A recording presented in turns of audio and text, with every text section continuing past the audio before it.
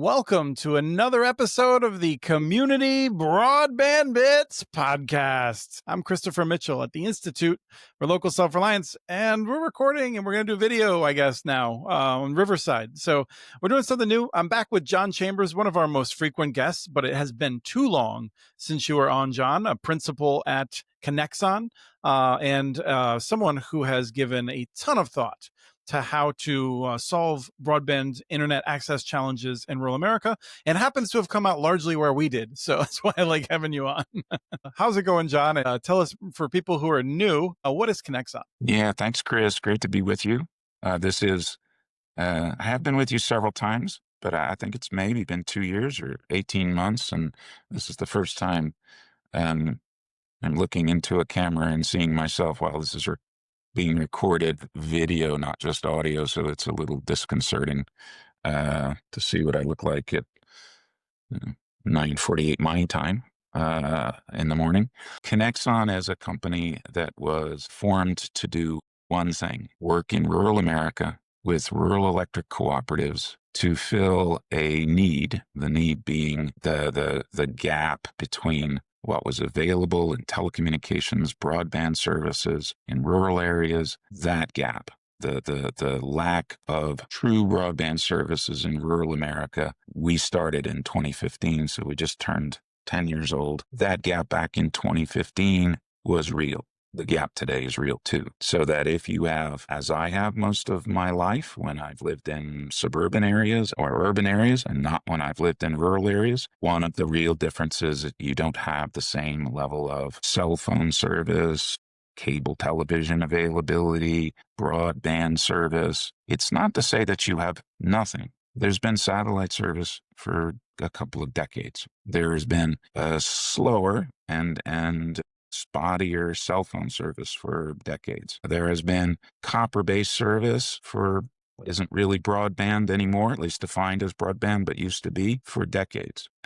What there hasn't been is the same level of broadband as is available in urban and suburban areas. And so Conexon was founded, formed, dedicated to delivering to rural areas the exact same service, or even better sometimes, service that's available to the rest of America. You know, people talk about a digital divide. You have, I have. It's more meaningful than just a word like divide, because while we were building networks in the midst of the beginnings of our company, COVID happened. And COVID, for all that occurred during COVID, one thing that occurred was rural areas realized that the gap in availability of broadband service meant they didn't have the ability to telework or do work from home when everybody was told to work from home. Their kids couldn't participate in schooling from home when everybody was, when the schools were shut down. You couldn't get telehealth services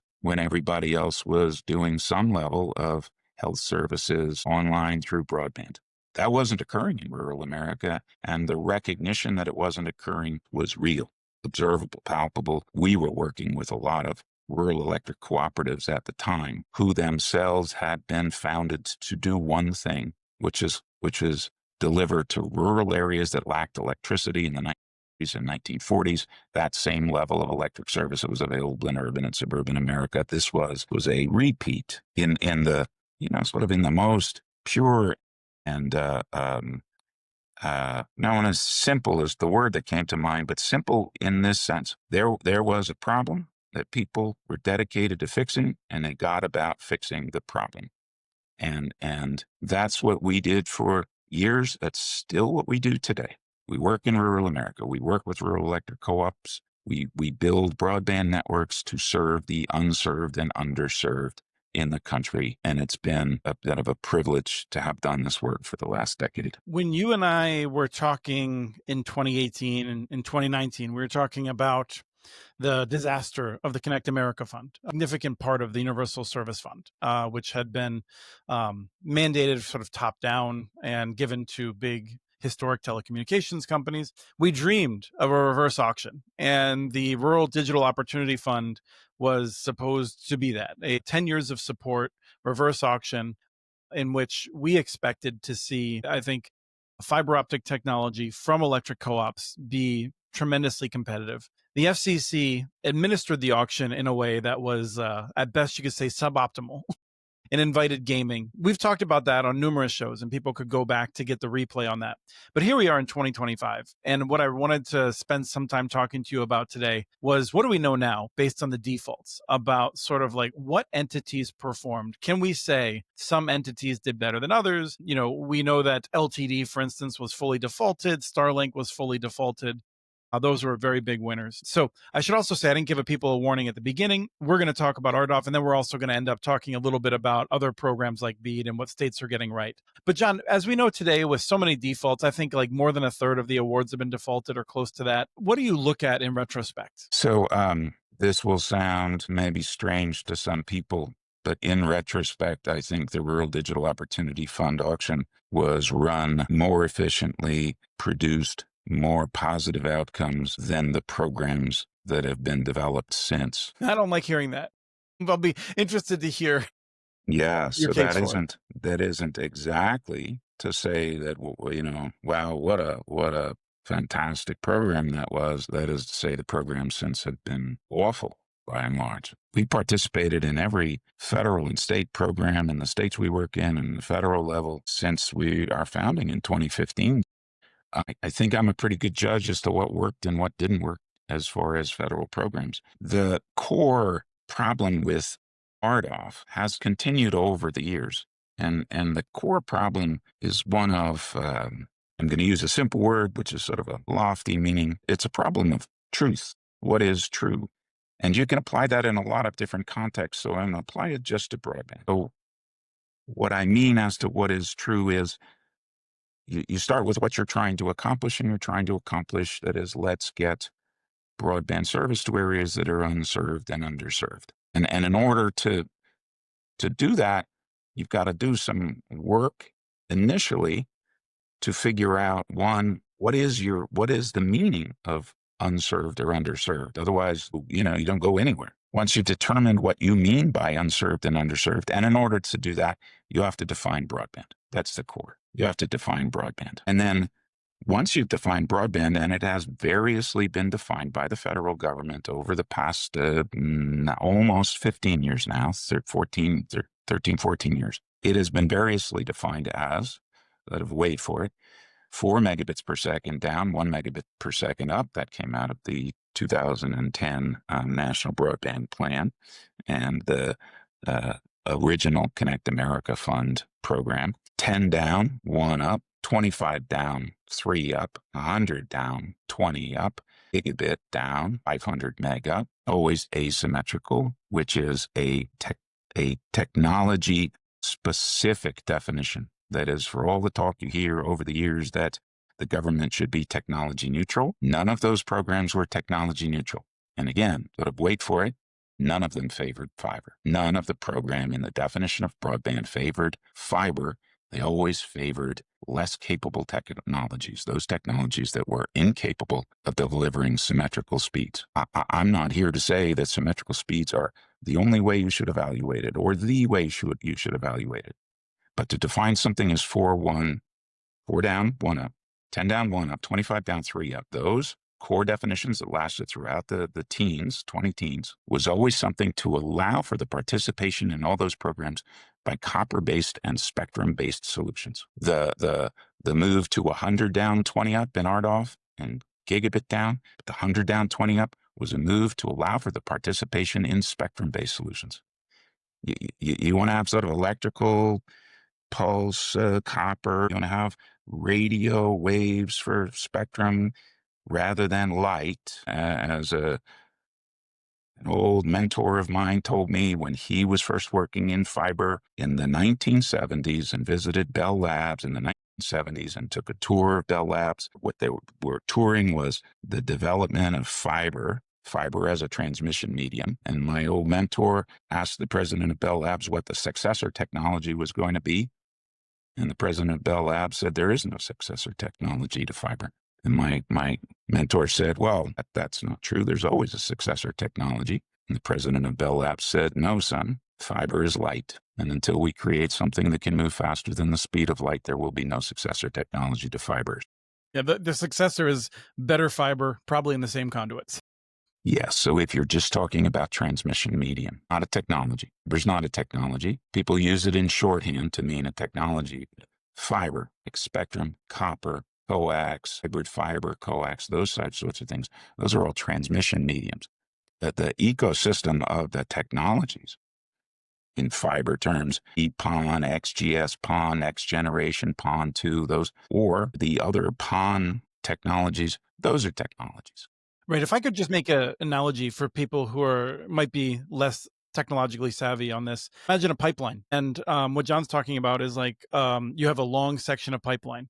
Now you could pump some form of air through there, liquid, gas. The point is that the pipeline is capable of doing any number of things. That's the fiber. What we put on the ends to move stuff and what we choose to put in it is the analogy breaks down a little bit what we put in it. But the point is with fiber, you put fiber in the ground, you change the endpoints, you're changing the technology, but the transmission medium will remain the same for as long as we can imagine. Right. Again, there are around all of the other transmission media, spectrum or copper or the coax networks that were deployed by the cable companies back when I was working in cable in the 90s. Well, again, they all have technologies around their transmission medium. But to suggest, as people were doing back in during the Connect America Fund 2 auction, the RDOF auction, the subsequent programs, auctions, everything else, that to be technologically neutral, you have to allow for all transmission mediums. But then to define it in terms of speed, there is no program that was developed in all that time that defined speeds that favored fiber. They all favored the lesser capable technologies because that was an explicit decision made by the FCC, by other parts of the federal government, and then adopted by state governments as to say, okay, in order to allow everything to do, we will go to the lowest and least capable type of transmission medium, and that's what we'll adopt in order to say it's technologically neutral.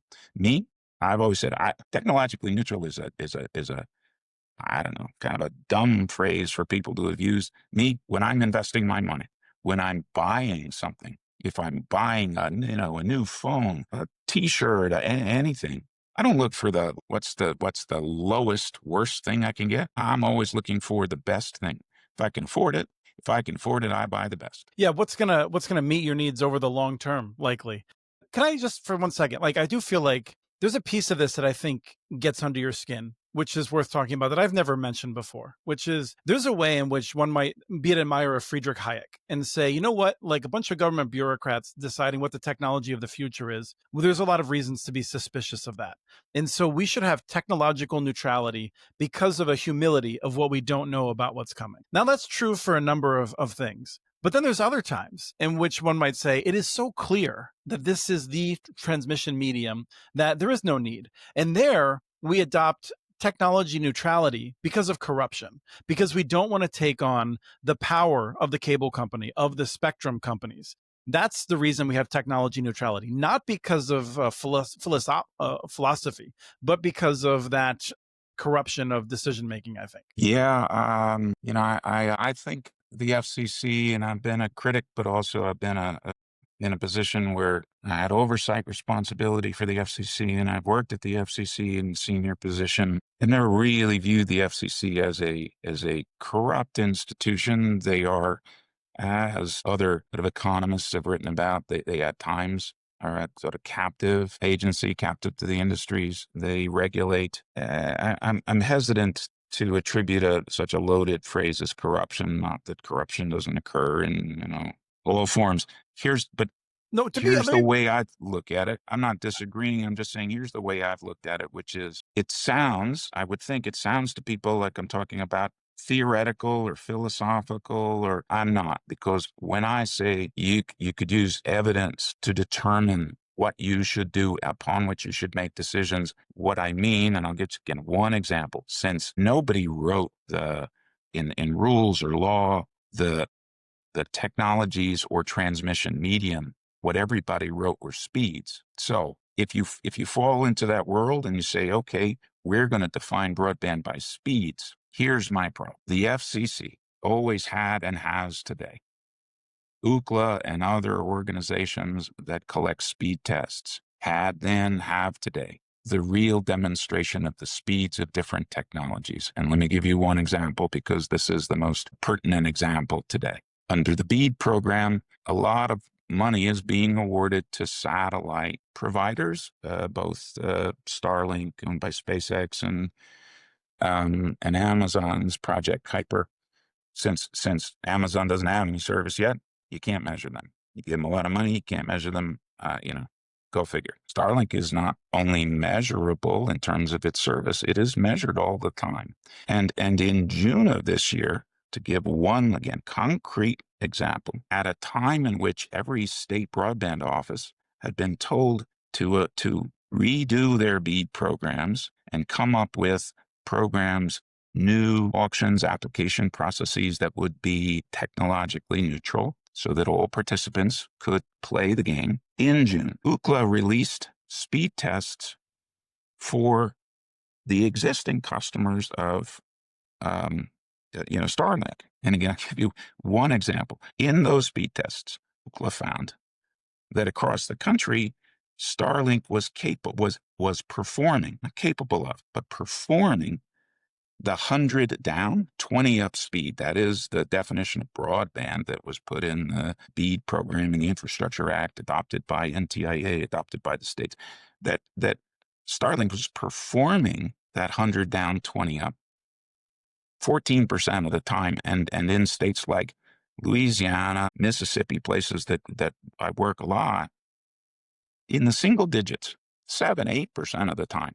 Now, the BEAD rules also said that in order to be a sort of qualified, that is, if you get the money, what are you going to have to do? They adopted the FCC's speed test protocol, which is, in broad terms, I won't go into it, but which is in tests measured in peak times, you have to deliver the requisite speed 80% of the time.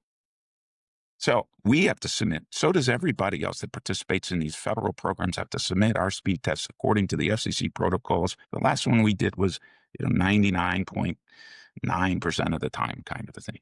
There's a big difference between performing 7% of the time and performing 99% of the time. And it's not something that is speculative. It is not something that is theoretical. It is evidence-based. And so for people to say like, well, we think it will be fine for rural America to get a service and we're going to define the service, but they're not even getting the lower service that gets defined. We don't even have a service that we sell that's 100 down. We don't even have that service. We don't consider 100 down, 20 up to be broadband, but fine. The federal government does, the states do, that's fine. So if you're going to define it, then at least take the baby step to say, you know what, we're also going to at least do a little bit of due diligence, a little bit of vetting that the technologies using the transmission media that the participants in the program do, that they can actually deliver that thing. It's measurable. And right now, what the government is doing is giving money for no investment in rural America, for no jobs created in rural America,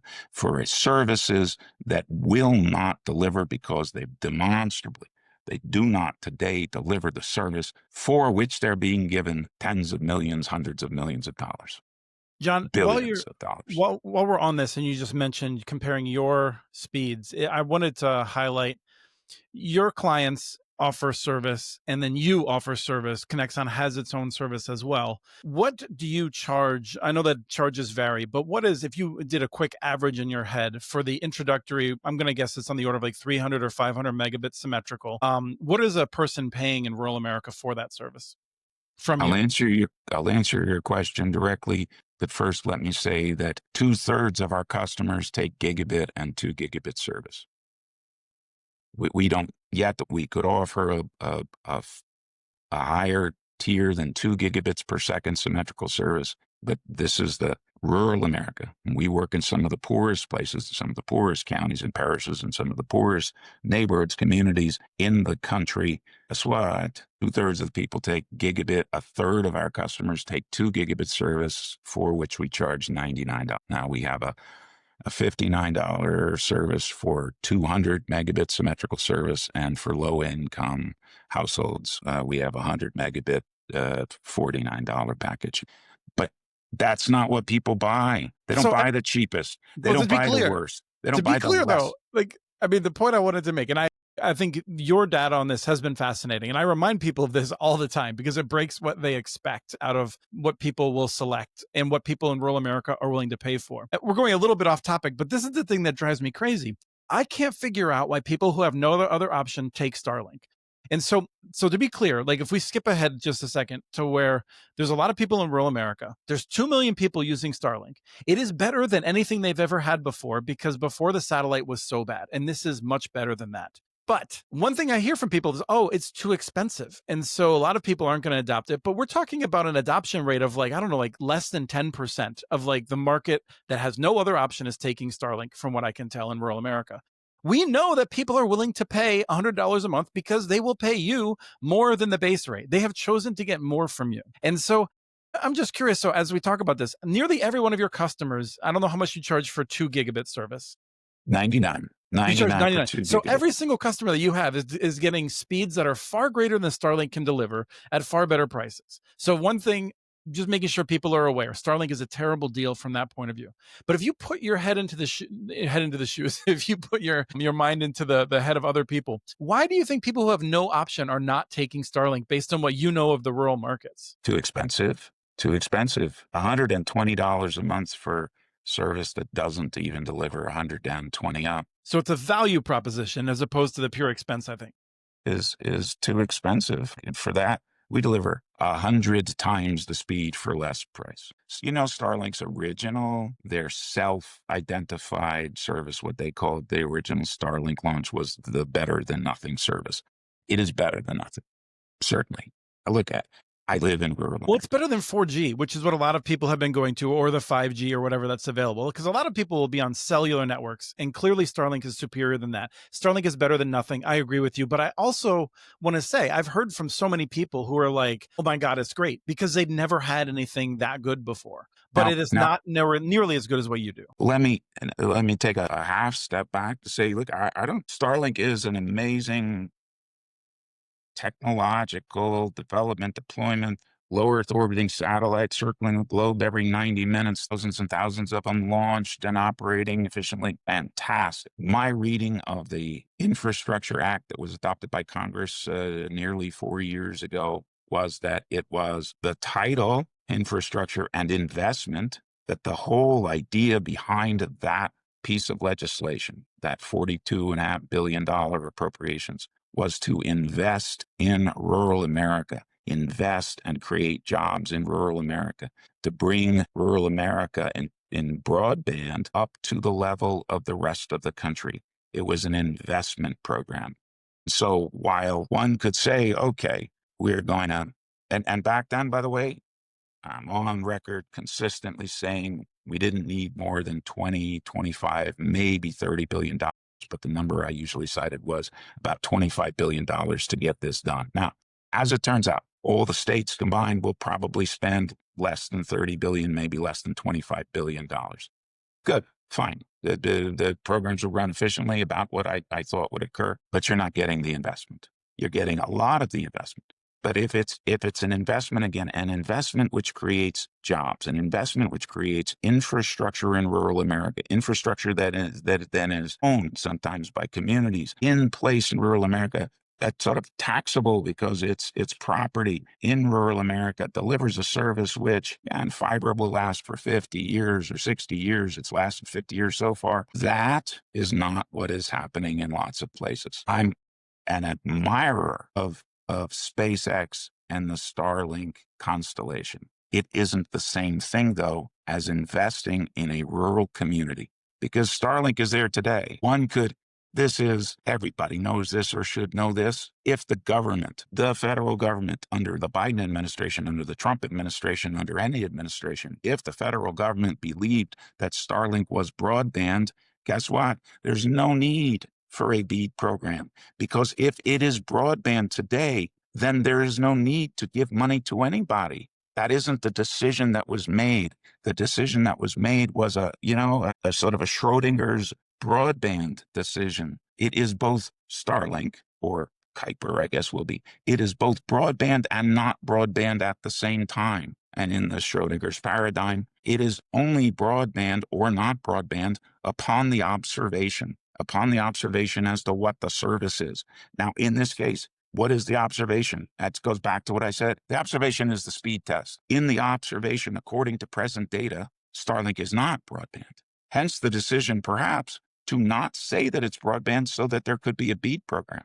If you're going to say, though, at the same time, it's not broadband, but we're going to say it's broadband for purposes of giving out money and excluding investment in certain parts of the country. By the way, the parts of the country that are most in need, the parts of the country that are usually the poorest parts of the country. If you're going to say, you know what, we have this money appropriated by Congress, allocated by the federal government to the state programs that we're running. If you're going to say, okay, we've done all of this work, and now at the 11th hour, we're going to say, not for you. Yeah, to be clear, you didn't read this in an article. You're working with people on the ground in East Carroll Parish, in Northeast Louisiana, some of the highest poverty in the United States of America, very challenging area. And you're one of the, I don't know if it's your project specifically, but it is that region where they have lost fiber, and they are going to be, rather than seeing investment in their community, they're going to have the option of paying for Starlink, which they could do yesterday, which they could do today. And then tomorrow, the federal government's going to write a check to Starlink in order for them to have the thing they already could get. So I want to take those points. Correct. I feel like people get those. What I want to make sure that we cover with you, because I think you're the one that can most cover this.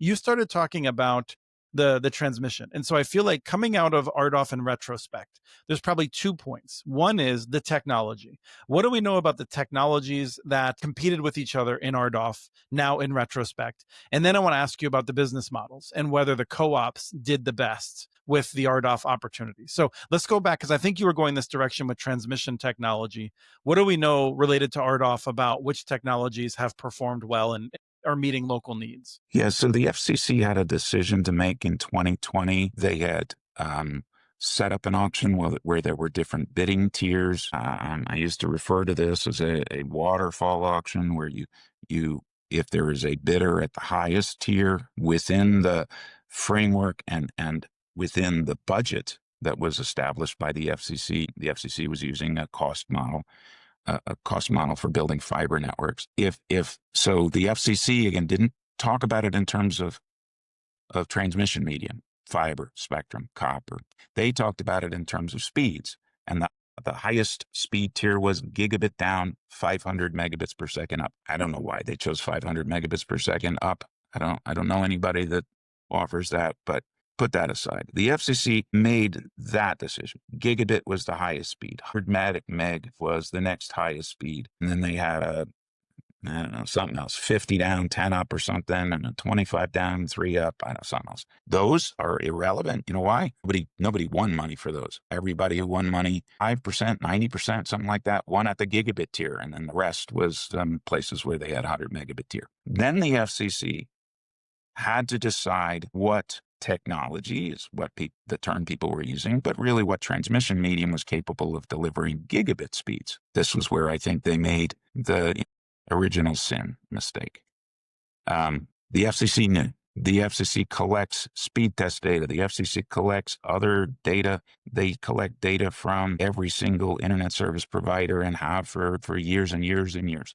The FCC knew that only fiber was capable of the gigabit tier, and yet they allowed for the participation in the gigabit tier of certain companies that said that they would deliver fixed wireless in the gigabit tier, and disallowed other companies, I don't know why, that were said they would offer gigabit with fixed wireless. Then they held the auction, and the auction, again, this is the sort of second mistake the FCC made. They understood the urgency of getting a program up and running and money out the door, and so they developed a process to have minimal vetting at the front end and very intensive vetting at the back end after the auction, which is to say, to get into the auction, you had to just prove some very minimal things. Do you have the financial wherewithal? Can you demonstrate that you've ever been in the industry before? That kind of thing. So not a very high bar. And that now for those who are sort of auction designers, and I've had a hand in a couple of auction designs in my career. A lot of auction designers like robust participation in the auction, right? The more bidders, the better kind of things. There's always been a bias, a tendency by the FCC running its auctions, which, by the way, world class. The FCC is, Nobel Prize winning auction designers, world class, invented the category. Not just that, they're transparent. I just feel like if anyone's going to copy what they're doing, though, the amount of information they released about how the auction operated, very helpful. Yeah, and also, small point, but in today's environment, I should say it. This was a Trump administration program. The auctions there were Obama auctions, there were Trump auctions, there were Biden auctions, all of this, right? I mean, this was over multiple, all of the auctions combined, over multiple administrations, all with essentially the same approach. This isn't a partisan thing. It's a truth thing. And so when you want lots of participants in an auction, you err on the side of letting people in who maybe shouldn't be in, and that's what occurred in RDOF. There were bidders who were very aggressive bidders who ended up defaulting because on the back end, the FCC did a solid job over the course of a year to 2 years vetting then not just your financial capability, but then they looked at your designs, your business plans, whether the RDOF funding you asked for was sufficient. That is, could you stand on your own after the subsidies ended? Your technical expertise, your expertise in running, all of that was done on the back end. And it took a long time. Because if they had done all that in the front end, they would have excluded a lot of participants who later defaulted. So in the results, when you went through this process, the FCC eventually determined after you were a winning bidder, then you had to be an approved bidder by the FCC, that is an approved recipient. And that's when money started to flow to you. There were some folks who didn't make it past that gate, and there were a significant number of defaults. The largest winning bidder in the auction, never made it past that gate. A company called LTD, they defaulted. The next couple of largest bidders, Charter and our electric cooperative consortium, that is Conexon's, called the Rural Electric Cooperative Consortium. We respectively were awarded $1.3 and $1.1 billion. We both made it past that gate. Then there were a series of minor defaults because the FCC revised areas that they thought already had service. And so there was a period of time in which you could say, all right, based on the new information, you could default. So Charter had some defaults. Our consortium had, again, minor defaults. And then you got about the business of building your networks. I am unaware of the electric co-ops in our consortium. So there were 60 plus our own 70 winning bidders in our consortium. So I'm unaware of any of them that defaulted after they started building networks. Charter, I think similarly, they defaulted in minor ways, but they largely built out the networks that they had bid on. And then there's kind of everybody else. And there's some smaller players that built out. There are fixed wireless providers I'm now curious about because we're pretty far down the path that received money for gigabit tier. And of the original budget of $16 billion, it's maybe $5 to $6 billion that have been awarded and is being spent to build networks. So when I said earlier, in many ways, it's a better program than some of those that have been run subsequent. It's to say this: the money got out the door. There were a lot of folks who built networks. There were a couple of things that could have been improved in the auction design, such as a next in line winning bidder when there was a default early on, because then you could have had a seamless transition to the next one. That when, for example, LTD defaulted, there could have been somebody else that was also bidding and you could have awarded money at their bidding. There was plenty of budget for that. Yeah, I mean, the result is that with LTD's defaults, for instance, my own Minnesota basically lost RDOF. I mean, we didn't have any builds then. And that then created an overhang that has hurt us in BEAD and has gone on to cause not fully the result of the FCC's errors or mistakes.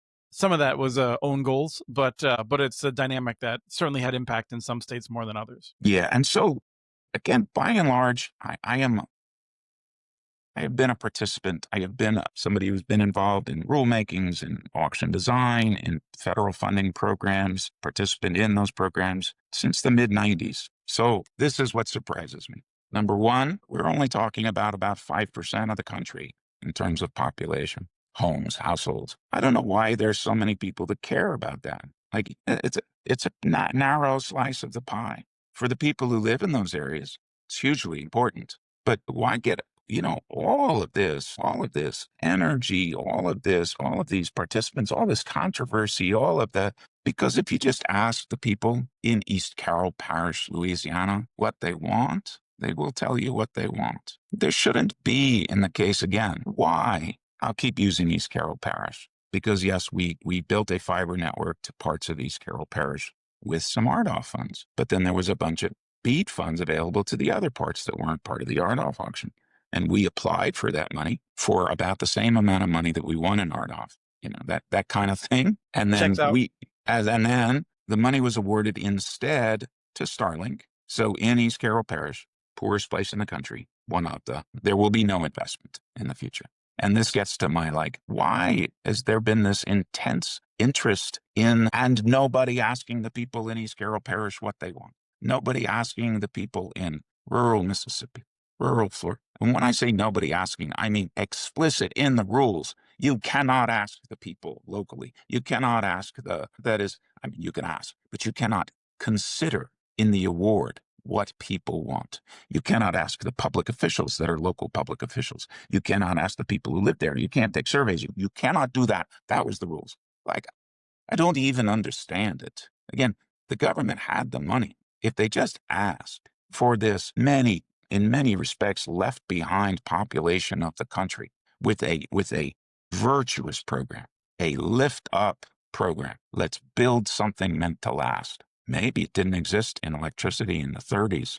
It didn't. And local communities came together and built networks. Didn't have to ask because the local communities did that themselves. Didn't have didn't have cable television, didn't have the same level of phone service, then didn't have basic internet access early on, and didn't have broadband service, all that. So what's going to happen is a lot of effort has gone in over the last 4 years and will go on for several years more. And then instead of the 5% of the population that doesn't have it, there'll be 2-3% of the population that still doesn't have the requisite service, because only in those places where you're building for the future will in 5 years or 10 years, those very places have. And so we'll do it all again.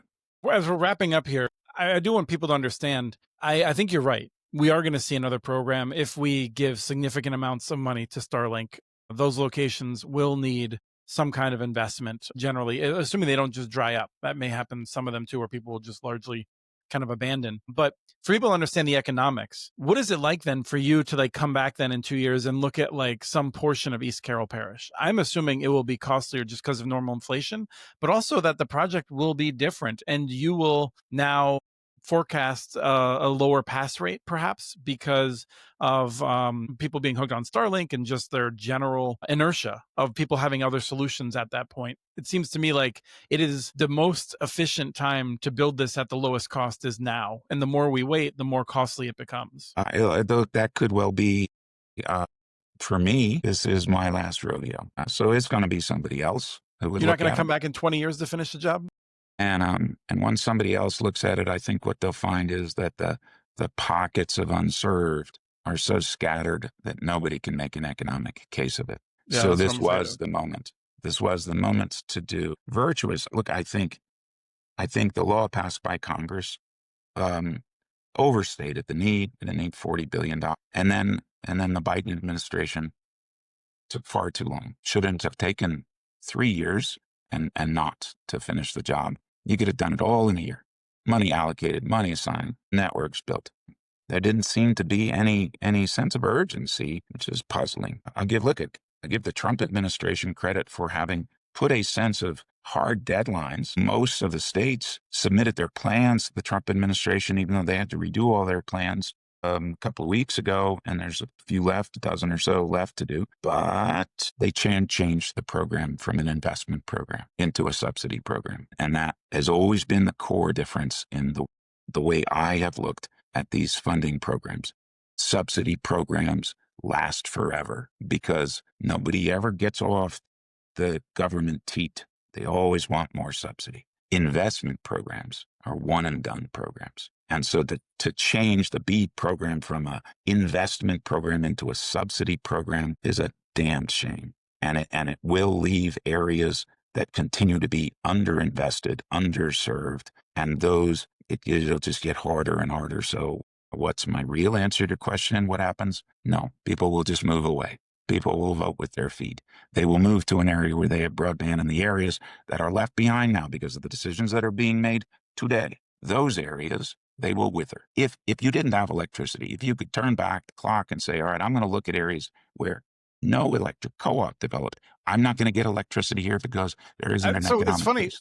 We're talking about Louisiana. I looked into this. Boy, I might get the years wrong, but I think it was like 1896. The city of Lafayette voted on whether or not to build a municipal electric plant. I think it was like a vote of less than 100 people voted in it. It was mostly people that owned land, and they decided to build it. Lafayette was nowhere, and the larger towns that were around them over the following 30 or 40 years withered. People moved to Lafayette, and we saw a change in development there. And so it's not hypothetical that you're saying it. People have studied this. Like the towns literally disappeared if they did not have good electricity. Lafayette in Louisiana did have that electricity, became the heart of Cajun country. I'm not saying electricity was the only reason, but there was significant shifts based on who had electricity and who did not in the early 1900s. So I do want, because I am pretty self-aware. I am aware that I can come across as very negative or complaining or all that. I do want to, if we have time, make this one last point, which is hit it up. Really consistent with something that people may not realize about me. So I'll describe it in this way. I have several tattoos on my body. I have one in my upper left arm in Hebrew that says Od L'Ohavta Tikvatenu, which means we have not yet lost hope. That has been the sort of guiding principle of my life. Here's what I would do if I were the decision maker about proceeding with BEAD. I would withhold some of the money. Again, they'll spend 25 billion and they'll still have 20 billion left over. I'd return some back to the Treasury, sure, but I would withhold some money so that if the current awardees cannot deliver over the next 18 months, year, 18 months, and by deliver, I mean deliver the speed that they're required to deliver using the protocol that's been developed in the rules, the FCC protocols, so that, I'm not picking on Starlink. I don't care. They're not a competitor of ours. But if in Louisiana, in East Carroll, in the other places in Louisiana, before you give Starlink or anyone else, Project Kuiper, 50% of their money up front, which is not technologically neutral because none of the rest of us building any other kind of network are getting our money up front. If they knowable, this is knowable, look at the speed tests, hire Ookla to tell you, okay, here's my speed tests during the peak times, during the peak times, that is the hours where you have to do the speed tests under the FCC rules. What's the speed? Because Starlink doesn't offer multiple, services. What they offer is what they're signing up to deliver, 100 down, 20 up. So for those customers of theirs in the next year, look at the speed tests. If they fail to deliver at least 80% of the time, 100 down, 20 up, then guess what? Don't wait 10 years, the length of the program. Default them right away. And then don't just give somebody else the money because they bid really low. Withhold some of the money in the program. At NTIA, at the state, have the state presents to their plan to NTIA, you know what? This is what we've awarded, but we're withholding something. Some money in case people don't deliver.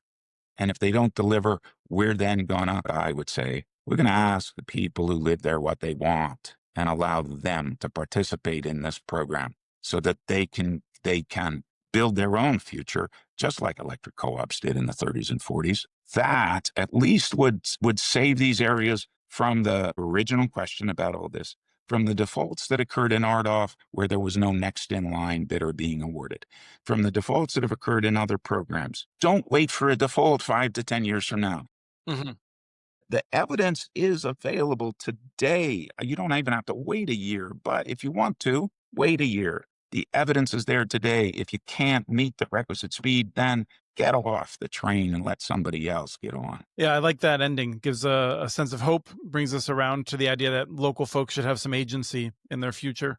I like it. Oh, I forgot. I'm talking to the very group of people that advocates for local communities to have say in their future. I've made the point that I am deeply frustrated in a world in which I was thrilled to see West Virginia was still going to significantly move forward with fiber, and until I saw that it was going to Frontier. I know the feelings that people in West Virginia have about Frontier. And I was just like, what a complicated world where like this is the best scenario for them. Just sad. I am not, and I know it'll come across. I'm not being critical of or dinging anyone else's business, deployment, technology, service. I'm not. I'm saying that under some like truth-based, evidence-based, I realize we live in a post-truth society, but there's still evidence, there's still numbers, there's still measurements you can make. Just rely on that and don't, don't leave people behind because you moved forward and then you look back and say, oh, oops, LTD couldn't deliver. Oops. Now what do we do with all those areas in Minnesota and the rest of the country? Let's not have an oops moment here. Protect the most vulnerable parts of rural America that still have not gotten an investment and invest there. It probably won't be me doing it in the future. I'm just like an old man reflecting upon what I have seen happen in this industry over the last 35 plus years. Well, I'll tell you, I need to figure out how to translate it to another language where it might be more succinct. But if I could get a tattoo that read one of my fundamental beliefs that carries me through dark times, it's when all hope is lost, there is nothing left to worry about. You might appreciate that. Yeah, I'm not that dark. Well, thank you, John. Appreciate your time today. Thanks, Chris. We have transcripts for this and other podcasts available at communitynetworks.org/broadbandbits. Email us at podcast@communitynetworks.org with your ideas for the show. Follow Chris on Blue Sky. His handle's @SportsShotChris. Follow Community Network's stories on Blue Sky. The handle's @CommunityNets. Subscribe to this and other podcasts from ILSR, including Building Local Power, Local Energy Rules, and the Composting for Community podcast.